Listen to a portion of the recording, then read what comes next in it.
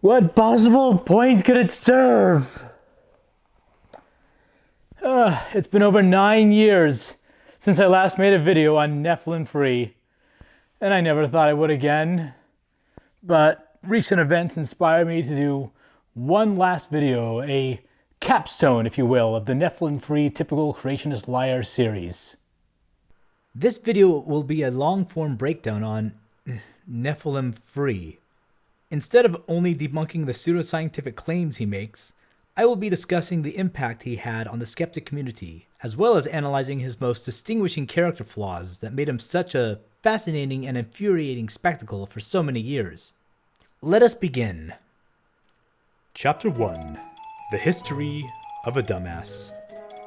NephilimFree is a man who is completely incapable at distinguishing between evidence and his own intuition. Innumerable micro craters of water moving at probably thousands of miles per hour.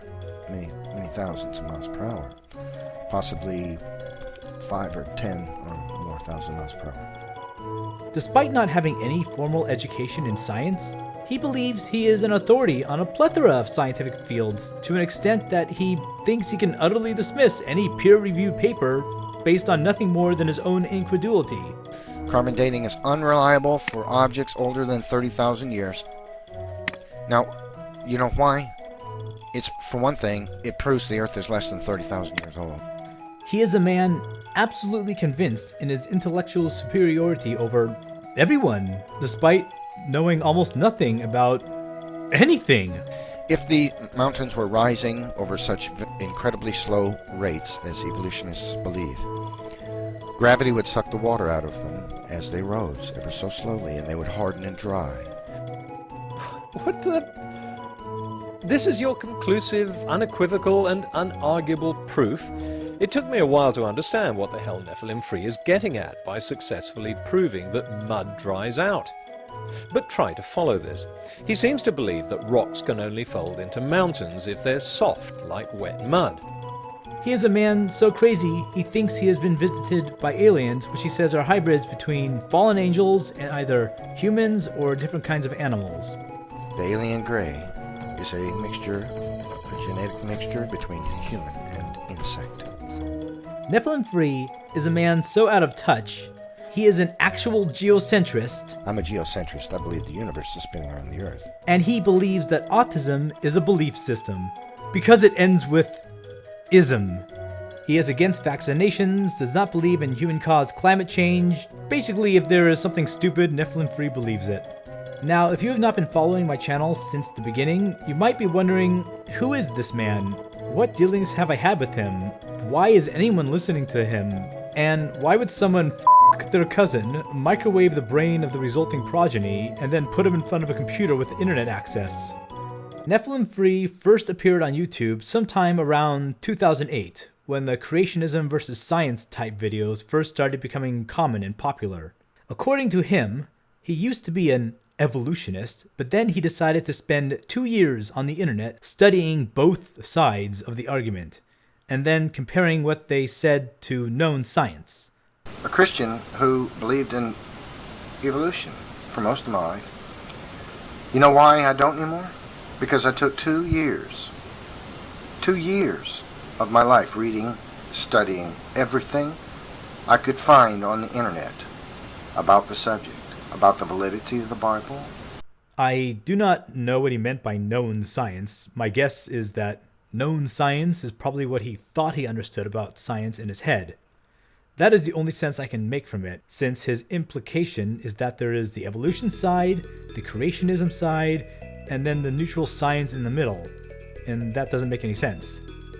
Evolutionist scientists and creationist scientists, and I compared the data to reality, to what life demonstrates to us, to the geology of the Earth, to the cosmology and astronomy, all these things, and before I got a fraction of the way through that 2 years, I was no longer an evolutionist. Because the information is overwhelming, and it's irrefutable.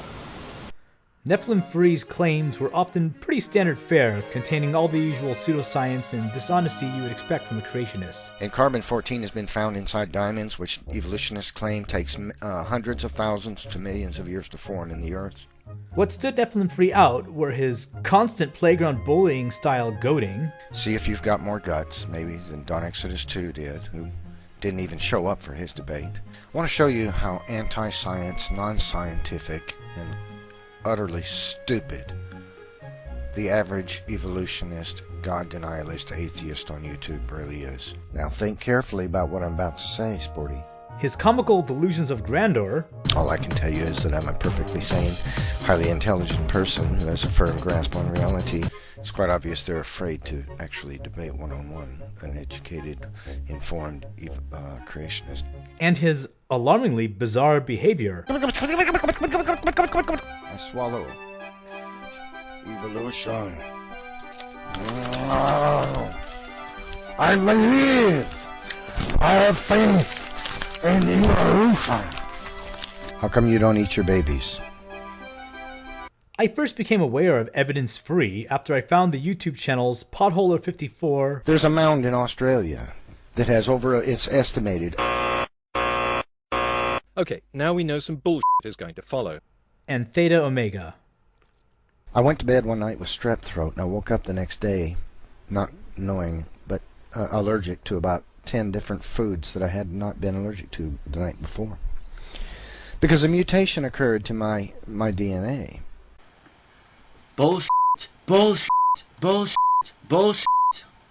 Sorry, that's just my inner skepticism. After watching him debunked and having not had much personal experience with creationists myself at the time, I checked out some of his videos and found them to be tough to sit through. He published videos very frequently, sometimes posting more than one in the same day. The frequency of his posting was due to him never bothering to script or edit anything. Debunking one of his videos was an excruciating experience, always requiring sifting through many minutes of unstructured, unedited, rambling, repetitive statements, and random tangents that turned a response to a 10-minute video into 90 minutes of brain-numbing babble. They've discovered that the outside of a galaxy is spinning 10 times too fast. Like the time I caught the ferry over to Shelbyville? I just got through eating baked chicken breast, mashed potatoes with gravy, and green peas for dinner, and none of it evolved. I needed a new heel for my shoe. 10 times faster than what they say it should be. So, I decided to go to Morganville, which is what they call Shelbyville in those days. 10 times faster. So I tied an onion to my belt, which was the style at the time. Blink, blink.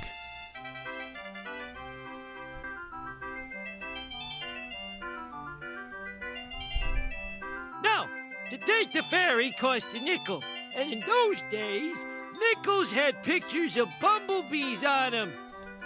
The outside of galaxies is spinning faster than the inside. Give me 5 B's for a quarter, you'd say. After discovering his channel, I briefly engaged him in the comments of one of his videos, and I even published a video response to him before I was unceremoniously blocked. As I was still unfamiliar with the behavior and mindset of creationists, the bullshit in NephilimFree's video and in our comment dispute seemed like a good topic for a video. And that is the origin story of the first NephilimFree Typical Creationist Liar video. It was one of the very few videos I have done without a script, and I recorded it and edited it quickly in the morning before driving off to school. The second video consisted of me documenting his censorship of comments, as if that was an unusual creationist behavior. Oh, I was so adorably naive, wasn't I? The third video in the series was in response to some comments he made in the first video I made about the structure of the solar system. It was scripted and I spent much more time on it. It was that video that started generating more attention to my new channel. Big names at the time such as Theta Omega, DPR Jones, and Andromeda's Wake subscribed to me and my channel growth started to accelerate.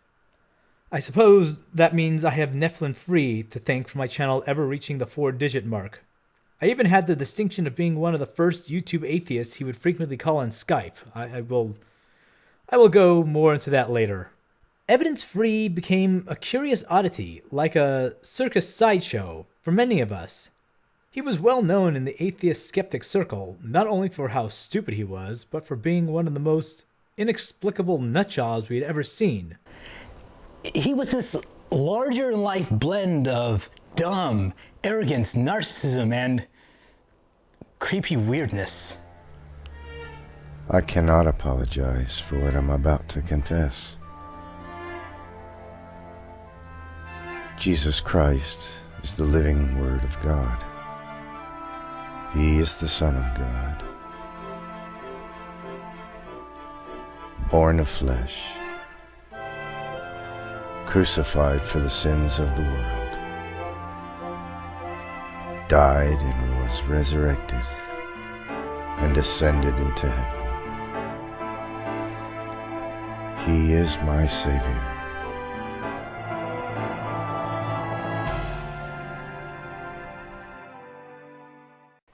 Yeah, a lot of us made jokes about his high creep factor. But that's the most amusing part of all, because Nephi, of course I'm not scared of you, and for two reasons. First of all, is that I'm over the age of 12. Secondly, jokes aren't meant to cause fear, they're meant to be laughed at. I just find you sad, in a creepy sort of way. Why do I get the feeling I'm going to see your name in the papers one day? But I do not think he was actually, how should I put it, a little one feeler? However, with his balding, overweight, and middle-aged look, combined with his particular style of glasses, giant headphones, and his overall demeanor and speech patterns, he did remind us of the stereotypical toddler toucher, and made everyone who watched him feel uncomfortable. NephilimFree was very good at making creationists and Christians look stupid. So much so that a lot of people began to erroneously suspect that he was actually an atheist Poe account. One of his more memorable claims was of being a prophet and a faith healer. You think I'm joking? He has literally said multiple times that God specifically came and told him to make YouTube videos, sometimes specific videos. And he has claimed to cure chronic pain symptoms. I bent my head down and said two words. I said, "My king." And she shook her feet and said, "Ooh!" I said, "What happened?" She said, "I felt icicles shooting out of my toes." I said, "Wow." I said, "Are your legs still hurting?" She said, "No." She hasn't had a neuropathy pain since. God told me to make this video about 2 o'clock this afternoon. So NephilimFree believes he is a scientific genius in over a dozen fields, claims to be able to perform literal miracles, and is most likely insane. But did you know he's also stated that he supports biblical slavery and child murder? Multiple times? Well, but doesn't make it justified. You know what I mean? Does it make it ethical? It's not justifiable except for someone to work off a debt. Judges do this all the time today, do they not? Yeah, but Neff, they don't beat them if they don't do it. Well, then if the slave owner didn't discipline them, what would happen to them? Perhaps. There had to be another solution. The solution was to kill the children. In fact, this clip that I included in the beginning How come you don't eat your babies? was actually a recurring theme in several of his videos. How come you don't eat your babies? Why don't you get a club and go out and kill your neighbor's kids because they're competition. They're going to grow up to get the women that you want. Right? Humanist philosophy. You are your own God. Worship thyself. And then gobble up your babies. Eat your babies. Eat your young. You should eat your babies. Because they're food. They're going to grow up to be competition for you. Eat them right away. Just have them. Gobble them right up. Problem solved. Dude, seriously, what the f*** is wrong with you? How often do these freaking Christians accuse atheists of lacking a moral compass, and then they come right out and admit that they can't think of any reason not to lie, steal, murder, or in this case eat babies, unless there's a magic man in the sky watching them and writing down notes about what they're doing. It was such a stupid argument already, but the fact that NephilimFree would take it to such an extreme did not help the creepy uncle feeling people had around him. You know, it's funny, no atheist I have ever met has ever decided that the lack of a belief in God secretly writing down notes on how to punish us after we die tempts them to steal, rape, murder, or engage in infanto-cannibalism. If the only thing preventing you from eating babies is attending church every week, then I want your f***ing ass in that f***ing pew every f***ing Sunday for the rest of your f***ing life. And go to the Wednesday service while you're at it. Maybe it'll prevent you from engaging in necrophilia. NephilimFree's living situation also became of public interest for some time. According to him, a couple years before he started making videos, a female friend of his with neurological disabilities of some sort came to live with him. NephilimFree later lost his job as a model photographer. And she's been living with me for about 3 years now. And 4. And I lost my job sometime after she came to stay with me. And then she got an increase in her Social Security income by a couple of $100. And it was enough for us to survive on by itself because I had lost my job. I hadn't been able to find work. Where I live, the economy is worse probably than most parts of this nation. So jobs here are even harder to find than elsewhere. It's just there's no work. The reasons behind his termination are sketchy. NephilimFree, of course, describes it in such a way to make him out to be the totally innocent victim. I had a cruel boss come and take over my workplace, and he wanted to get rid of anybody who wasn't a brown-noser. And although I was the hardest working fellow he probably ever had working for him, he was determined to get rid of me. So he hit me with both his fists in the office where we worked. And right in front of a video camera. Of course, the company denied there was any video on the tape, and I went to the EEOC for help about it, and all they did was ensure that enough time passed with their pencil pushing that the video would be deleted by the company's system automatically so that I would have no evidence for my claim, so they shut me out. After this happened, he was apparently content to mooch off her benefits for the foreseeable future. He considered it a fair trade by helping her with daily living tasks such as cooking and laundry. Her son, however, taking offense to having his mother's federal disability funds being used to support Nephi's lifestyle, took her from his home. And this angered him because he has he's very immature and has a very cold, hard heart. Very cold, hard heart, this man. And he talked my friend Sharon into leaving me. She's let him convince her that I don't really care for her and that I'm just using her for a way to get by. NephilimFree, not seeing it being possible for him to mend his situation by, getting a job, took to YouTube to weep about his troubles and declare that he was soon condemned to homelessness. Without her check, of course, and me not having a job, I am now officially homeless. And I don't know what to do. I have to I've got probably 30 days in which to give away or sell all my possessions. And where I'll go, I don't know. I guess on the street. I don't know. However, Domicile Free quickly deleted his video and nothing more was discussed about it on his channel. I asked about his situation in one of the Skype calls he had with me, and he told me that he had gotten her to move back in with him. She is still living with him to this day, and get this, a few years ago, he married her. In 2010 and 2011, some people on YouTube grew concerned about his friend's well-being, and after tracking down his real address, reported him for abuse of the disabled. However, nothing legal came from these reports. Back in the early days of skeptic YouTube, Evidence Free was regulated for the smaller channels to kick around. There was the odd DPR Jones or Andromeda's Wake video, and his yearly Golden Crocodile nomination. But creators such as Thunderfoot, Extant Doto, Dawn Exodus 2, and Aaron Raw spent their time refuting large creationist organizations with a lot of power, money, and influence. Then something started to change around early 2010. The most well-known creationists began fading away into the dustbin of internet history, never again making videos on YouTube. NephilimFree suddenly found himself to be the cream of the creationist crop. Dawn Exodus 2 and Concordance both made video responses to Neph's videos about them.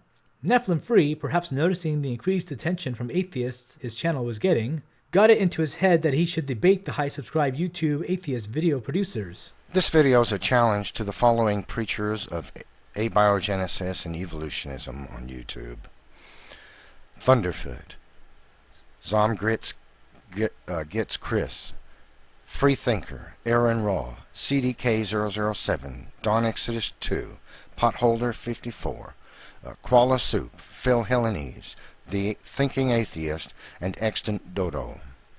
Dawn Exodus 2 was the only high-subscribed channel to accept his challenge, and with the help of several others, including myself, attempted to define the debate parameters with him.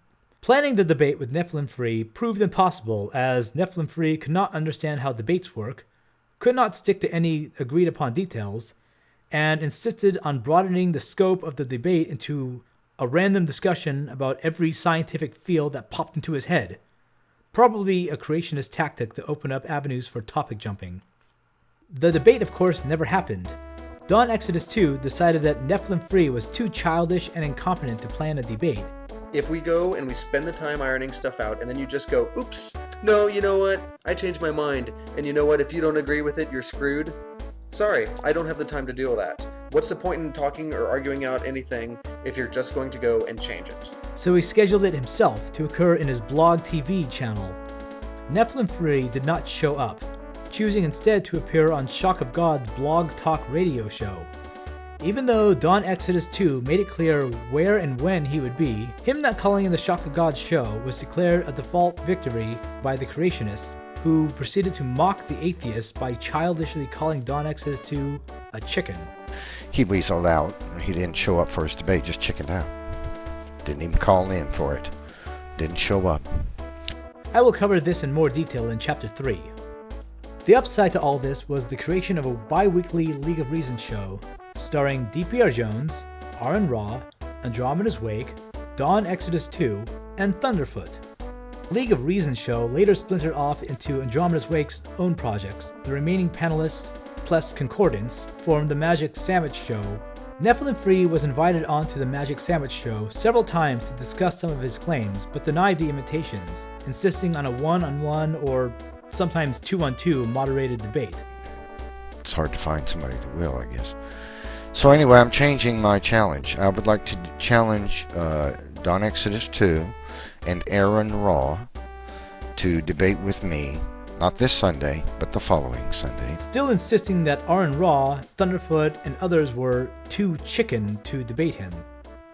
He did eventually go on the show, and it went about as well as you would expect for him. He, of course, was full of excuses.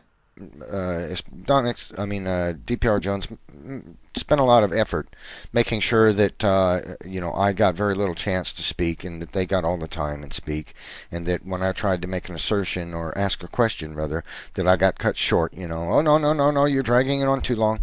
So it spent 30 seconds to a full minute making assertions and then asking a question with it, and then. When it came time for me to respond, I get 15 seconds into my response, and you're dragging it on, Nephi. You're dragging it on. I'm sorry. We're going to have to move on now. That kind of thing. And I was told that I could make a response to some of the things that were said more than once, and I was told I could not. I was told that I would be, and then I was not given the opportunity.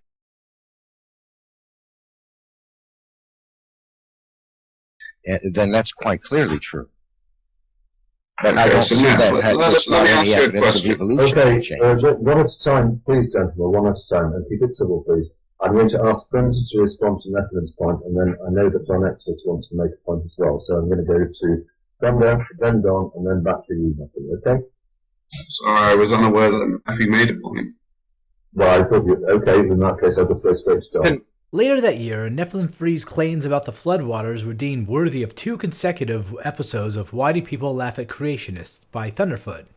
Neph quoted and expanded upon Walt Brown's hydroplate theory. In that video I explained that the Earth split open at the mid-Atlantic ridges, which run around the Earth like the seam of a baseball, and the great pressure of the crust of the Earth, 6 miles of it, on this water caused the water to eject from the Earth at supersonic speed. Much of this water escaped the escape velocity of the Earth and headed toward the Moon, where the Moon's gravity accelerated it, and the Moon was pelted by water frozen from the frozen water, which came from inside the Earth at the beginning of the Noachian flood.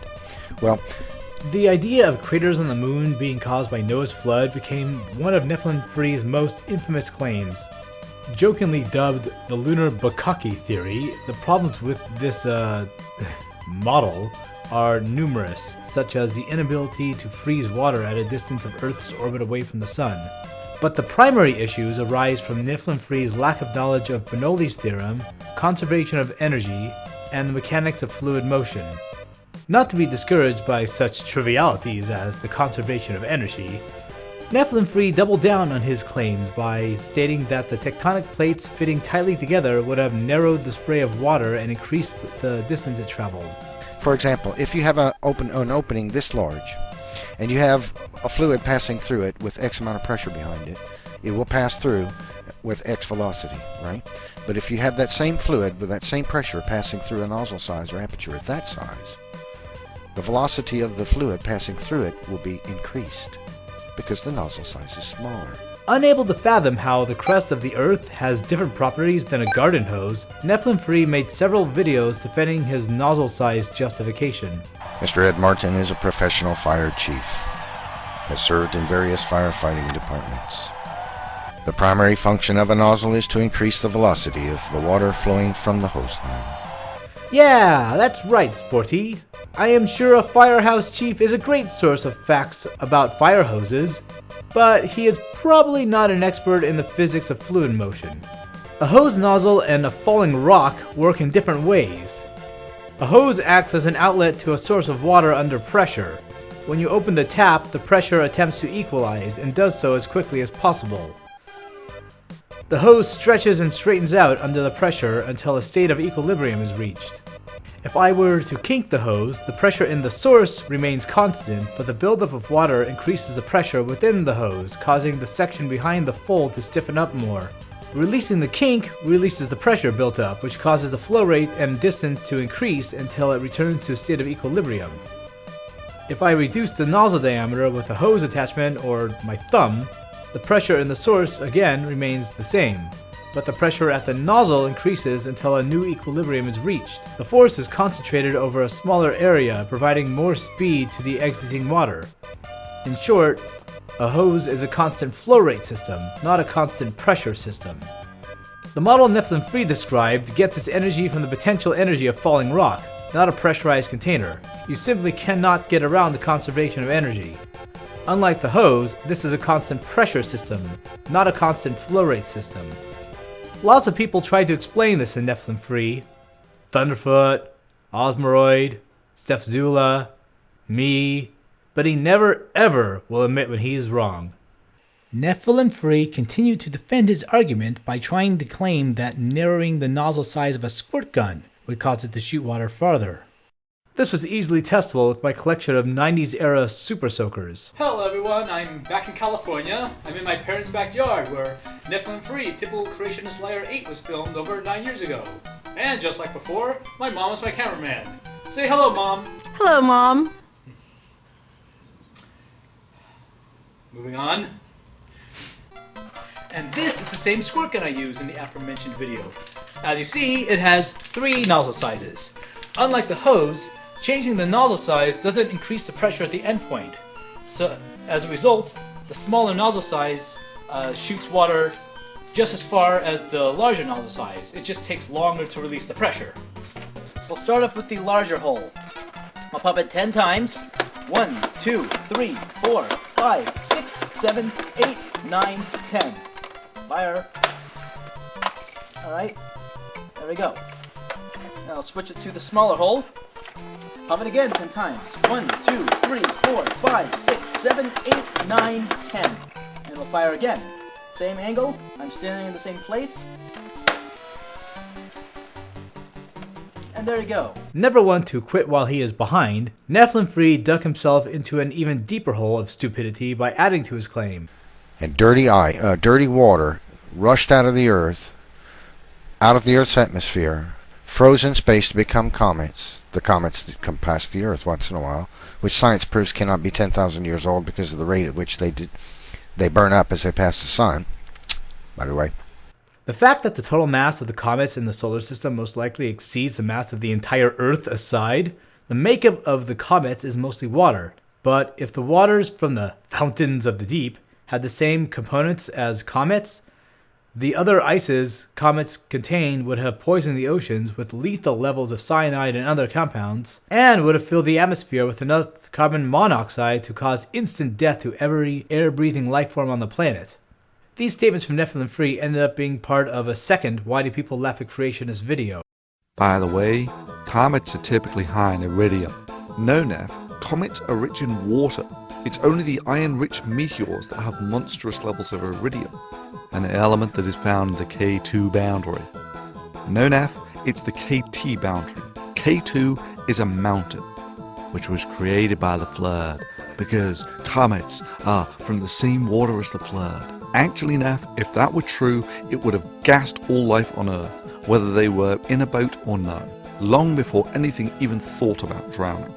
NephilimFree continued to defend his statements, and Thunderfoot even took a few shots back at him with some quick videos. And so we invite you to appear on the League of Reason blog TV show this Sunday, 3 p.m. Eastern Standard Time. Over 1,000 people will be there. The stage is set, the lights are lit, the band is playing, all waiting to see if you have the machismo to turn up and defend the other side that Conservapedia is always promoting, to see if you can defend the creationist side of things, that the craters on the moon were caused by Noah's flood spraying water at the moon, or to see if you're just chicken. However, one of NephilimFree's videos contained NephilimFree's biggest gaffe ever. At a little less than 9 minutes in, NephilimFree made the mistake of opening up his favorited websites. It did not take long for some of us to pause the video there and take a closer look. This here, let me place my hand right there, so therefore you don't see any nudies. These girls over here, of course, they got all their clothes on. But this here is Eros Guide, San Francisco. In case you want to look up some escorts, you of course can get your female escorts. You can also get yourself some she-males, some males. You can get your BDSM, your massages. Yes, NephilimFree revealed his porn favorites on his YouTube channel. By the next morning, there were already several videos analyzing that single second of video. San Francisco escorts, exploited moms, some women showing her pantyhose, all pretty mild considering. But the fact that it came from the pious and righteous NephilimFree, it was just such a hilarious cherry on top. Neph quickly deleted the video and then re-uploaded a similar video with that one image removed. While most of his videos end up being deleted, this video remains on his channel to this day, which is currently February 6th, 2020. NephilimFree was the winner of the 2010 Golden Crocoduck Award in October for his lies about something that was not only right in front of us, but something he had actually just read correctly moments before. They just stated, hardened shortly after they died. Are we reading the same text, Sporty? Read that again. Hardened shortly after they died. No, it doesn't say hardened shortly after they died. Come on now, what does it really say? They buried them in a flood shortly after they died. That's right. The fossil was buried shortly after it died. However, 2010 was the high point for Nephi. He faded out of the public view as interest in debunking creationist arguments started to wane. He was a guest on The Lying Ghost Show with Aaron Raw and Logic in 2013, but since then, no one has paid him much attention. He still makes videos, most of which are Google Hangout live streams, but very few people still watch anything he posts.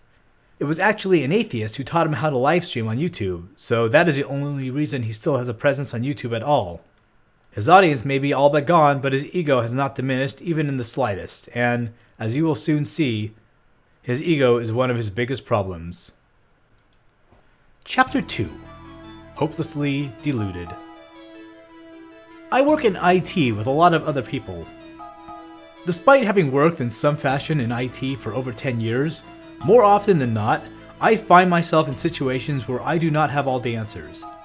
I am frequently surrounded by people who know more than I do, and I would be a fool not to allow myself to learn from their experience. As for topics outside of my expertise, I know little about finance or taxes, and I do not take a strong position on healthcare because any position I took would be based on ignorance. Accepting the fact that we cannot possibly be an expert in everything we would like is simply a fact of life we all have to accept. NephilimFree does not. He does not exist in the same reality that we do. In his reality, he has a genius-level intellect in any topic he can think of. He believes he is unmatched in his knowledge by any scientist. He does not even respect other creationists, believing that he would be a far superior debate opponent than Bob Duco, Ray Comfort, Ken Ham, etc., and that is the reason big-name skeptics refuse to debate him. NephilimFree has absolutely no science education at all, save for 2 years of my life reading, studying everything I could find on the internet. Without any knowledge or even much real-world experience to get in the way, Neph has been free to create his own reality. A reality where not only are famous atheists refusing to debate him because they are afraid, but that with his videos he single-handedly destroyed the career of Aaron Ra. He does not have a shred of humility, he will never admit he is wrong or accept his own ignorance. You can tell, not only by his frequent use of pejoratives, Evolutionists are so stupid, man. but by how he frequently asserts something as not being scientific with nothing but his own authority. What you just heard is the most cockamamie, poppycock, impossible thing. Lie, stupid thing. Yes, we know you believe it's absurd, cockamamie, poppycock, impossible, a lie, and stupid, Sporty, but what's the evidence, the observation that supports your belief? Neph does not need evidence. Simply his belief that something is... No, JR. You're trying to misrepresent science now. ...is all that he needs because he is... perfectly sane, highly intelligent person who has a firm grasp on reality. If he actually knew what real science is, he would know that it does not matter what one's credentials or intellect may be. If you cannot provide evidence, then your conclusion is worthless. Speaking of Aaron Ra, he described the phenomenon of why the most ignorant people always seem to be the ones speaking with the most confidence. You feign authority because a religious mindset somehow cares more about the appearance of confidence than it does about actual factual accuracy, and you have been completely wrong about every point you've tried to make. The reason you're so confident is because you don't know anything. It's called the Dunning-Kruger effect. It's a study showing the inability to gauge one's own incompetence. The more you know you don't know, and this generates humility. So those who are very competent tend to underestimate their own ability, while those who don't know dick about jack act like they're better than all the world's best educated expert specialists in any field.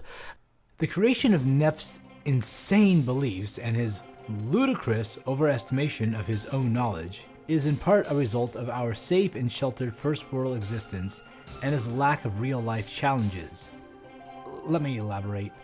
Our brains have the ability to create predictive models to use our past experiences to help us imagine the results of hypothetical scenarios.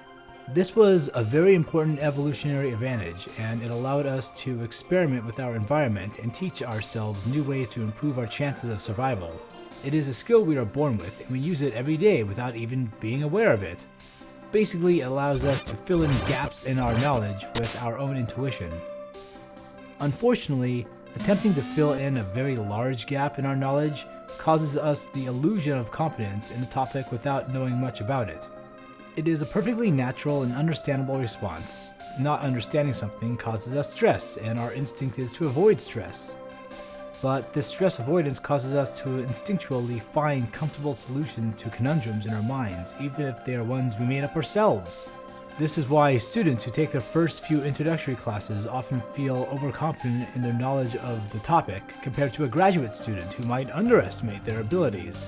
Our gap-filling instinct is not always a bad thing. If we have sufficient knowledge of the topic, our supposition might be fairly accurate, though it is still wise to do research before you forget that your comforting guess is a product of your own mind.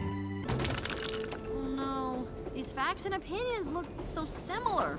Don't worry about it. Happens all the time. However, anyone who has heard pseudoscience or conspiracy theory proponents is very familiar with what it sounds like when someone who knows absolutely nothing about a topic confidently spouts a myriad of bullcrap as if their own suppositions make them an authority on the topic. This is why we end up with having to sit through things like PragerU attempting to impose our everyday perceptions onto the unique circumstances of the beginning of the cosmos. After all, it is so much easier to just ignore what is difficult or uncomfortable to understand. I am sure you are wondering what this has to do with our first world existence. Simply put, our brains have not evolved as fast as our awareness of the universe and the technology to protect ourselves from the dangers of the world. We are using minds designed to make predictions on short-term, small, slow-moving everyday situations to try and comprehend vast cosmic scales stretching over imperceivably long eons and speeds that make time, distance, and even length change based on perspective. We are trying to comprehend a constantly changing world from a perspective that makes the world seem static. Most importantly, armchair scientists do not ever have to face the consequences of being utterly wrong all the time. A nascent member of our species, without the protection of a professionally made shelter or plentiful food, is forced to put their hypotheses into practical use, and if they fail, they do not eat. Or worse. They do not have the liberty to ignore reality in favor of preferred beliefs. They have to face their failures or face death. NephilimFree being wrong on the internet all the time does not affect them in any way. Making up models in his head that have no predictive utility and do not represent reality does not deprive him of food or shelter and does not put him in mortal danger. He has all his needs provided for him. He has no scientific education, does not work for a living, never travels, or has really any experiences outside of playing video games, drinking beer, and rambling in front of a computer. This has given NephilimFree the freedom to cocoon himself inside his deluded fantasy. He forever hides himself on the top of Mount Stupid, where he is spared from ever having to gain the perspective of his own ignorance that he would have gained if he started studying college-level courses. Everything scientifically accurate is immediately dismissed by NephilimFree by a wave of his hand. Neph just continues to add more bullcrap, crackpot ideas, lazy patches and dismissals, and psychological projection to his tangled web of confusing and contradictory ideas he parrots from other creationists or just makes up himself. The entirety of what he considers to be his great intellect and wealth of knowledge is a mental construct of his own creation. As a result, he doesn't learn anything new. In fact, he gets more and more wrong as time goes on. It is very simple to be an expert on a reality that only exists in your own mind, and NephilimFree certainly sees himself as an expert. In my opinion, the most defining characteristic of NephilimFree's videos is his belief that his own intuition and incredulity is all that is necessary to dismiss the evidence presented in scientific articles or by atheist YouTube content providers. This is what earned him the nickname of Evidence-Free. Heat and pressure causing rocks to bend and fold does not make sense to him, so he dismisses it. You've got to be crazy. You expect people to believe that this mountain remained at 300 Celsius while it was rising out of the earth? It had to have remained at that temperature all until it finished rising, you see. Got where it is today? Because otherwise, its strata would have broken. He does not need to provide any actual evidence. He just acts like it's so ridiculous he can dismiss it with only his disbelief to back him up. Geneticists find evidence that our number 2 chromosome is a fusion of 2 great ape chromosomes? Well, hold your horses, science. You have not heard NephilimFree's authoritative videos explaining that that is impossible because he thinks DNA has a table of contents like a textbook. Books were, so that the information could be used during gene expression, during embryonic development. Let's imagine that chapters 41 and 42 merged.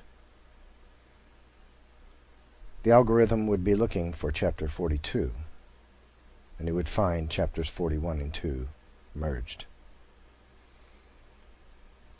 Then when it went to find chapter 42, it would find chapter 43. The most ridiculous thing he ever said was during a Skype call with a creationist friend of his and me. And no, it is not the craters on the moon being caused by Noah's flood. This is actually even dumber. I know it is hard to believe, but wait until you hear it. We were talking about geology. They asked me how I thought fossils formed. I did my best to give a simple and erudite explanation of fossilization. I told them if an animal dies and it's buried quickly enough in the right type of sediment, it has a good chance to be fossilized. This was NephilimFree's response. What about birds? They're flying around in the air. How do they get buried? How do they get fossilized? I am not making this up! He really truly is that stupid! Apparently, NephilimFree believes that birds are completely unbounded by the force of gravity. They never need to land, and when they die, their corpses just float around. I do not know what Neph was trying to prove. Was he trying to claim that bird fossils do not exist? Because that is easily proven false. Does he think that fossilization occurs some other way besides burial in sediment? No, even creationists do not say that. The truth is, Neph probably did not have a point. All he cared about was finding a reason to contradict whatever statement I was making in the here and now. NephilimFree does not think that far ahead. He does not know how to follow lines of evidence or deductive reasoning. He does not understand inference or experimentation. He can only focus on a single point, try to pull out of his ass a reason to dismiss it, and then move on to another point. He is not capable of understanding how many observations, facts, and lines of evidence harmoniously fit together and form a broad picture. Which is a perfect segue into the next part of the video. However, that is going to have to wait till part 2 because this video has already gotten much longer than I originally intended it. So stay tuned, that'll be coming out soon, and we'll finish this up, and we'll never, ever have to talk about this guy again. Alright, see you later. I am the great mighty Pooh, and I'm going to throw my shit at you. A huge supply of tish comes from my chocolate starfish. How about some scat, you little twat?